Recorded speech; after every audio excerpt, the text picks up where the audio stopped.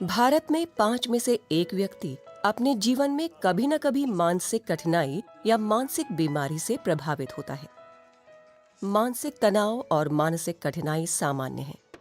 ये ऐसे शब्द हैं जिन्हें परिवार जानते हैं और अनुभव भी किया है। हम सबको मानसिक स्वास्थ्य के लिए ज्ञान और कौशल की आवश्यकता होती है।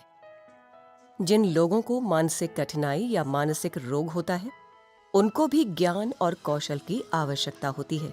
मानसिक रोग से उभरने और ठीक होने के लिए, खासकर जब गंभीर मानसिक रोग हो, तब डॉक्टर की सहायता लेनी चाहिए।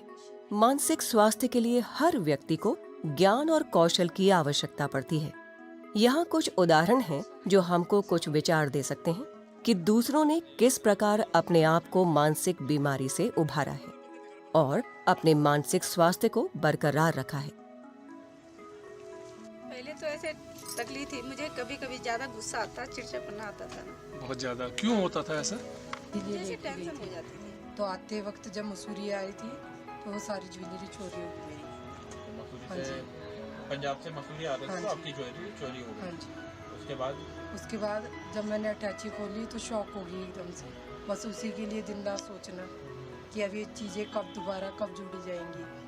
बस 3-4 महीने में बिल्कुल मेरा गुम हो गया दिमाग, काम करना बंद हो गया, घर का सारा काम भूल गई, नहाना धोना तक बिल्कुल ही बंद हो गया। बाहर बैठे रहना, बस फालतू का सोचना, बोली जाना सारा दिन।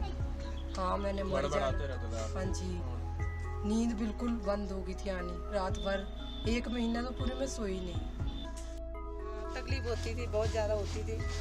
सर घूमता था मेरा बहुत ज्यादा। आपका क्या नाम है? मेरा नाम जितेंद्र सिंह भंडारी है और कुछ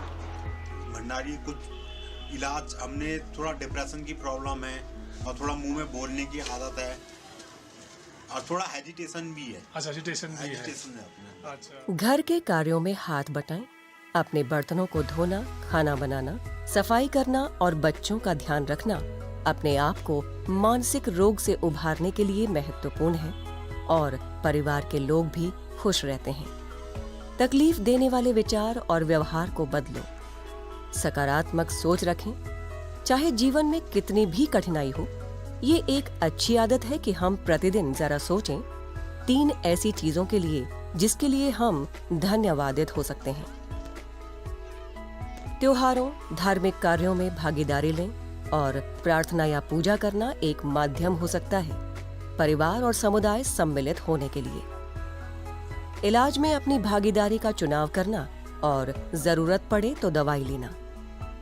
जब आप स्वास्थ्य देखभाल के लिए कदम उठाते हैं, इलाज लेते हैं या परामर्श सत्र में भाग लेते हैं, तो आप अपने जीवन को ज्यादा नियंत्रित कर पाते हैं। सक्रिय रहें, अपने आप को अपनी जिम्मेदारियों में और अपने कामों में व्यस्त रखें। समय निकालें दूसरों से अपने विचारों और भावनाओं के बारे में बातचीत करने के लिए कि मैं कैसे स्वस्थ रह सकता हूँ। घर से बाहर निकलकर लोगों से संपर्क करें, दोस्तों या पड़ोसियों से मिलें। अच्छा है कि हम छोटी छोटी चीजों पर बातचीत करें। फिर मुझे मेरी फैमिली मेंबर ने बताया कि डॉक्टर हैं ऐसे भी, दिमागी रोग के भी डॉक्टर होते हैं, तो डॉक्टर राजा से कम्युनिटी हॉस्पिटल में। इलाज लेने के बाद अभी आप अपना देखभाल, अपना समय से दवाई लेना, थोड़ा घर में मम्मी का हाथ बटाना, ये सब कर लेते हैं? सब कर लेते हैं।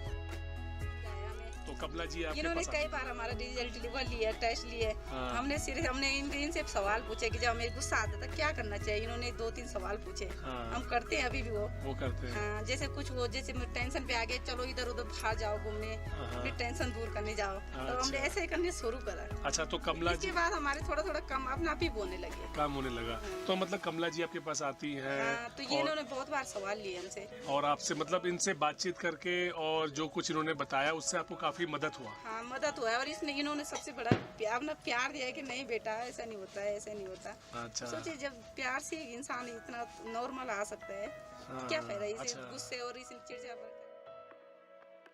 काम करते हैं अभी आप घर में? तो जैसे घर में चाय बना रहे हो तो अंदर से मैं सामान दे दिया। हाँ। ये दे दिया, सुबह खाना बनाना है तो दे दिया सामान थोड़ा बहुत के बारे में हाँ जी, सब समझाया कि थोड़ी अपनी सोच कम करो, अच्छा सोचो, घूमना फिरना धीरे धीरे शुरू करो, सब चीज़ें समझाती थी। हाँ जी, उस डॉक्टरों की दवाई मैंने टाइम सिर ली।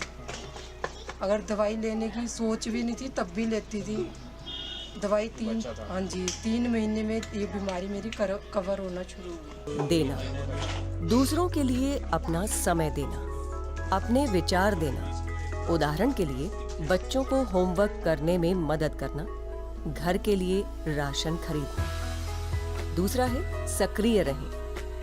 सुबह घूमने जाना या कोई खेल खेलना, बस या ऑटो से न जाकर पैदल चलना। तीसरा, सीखते रहना।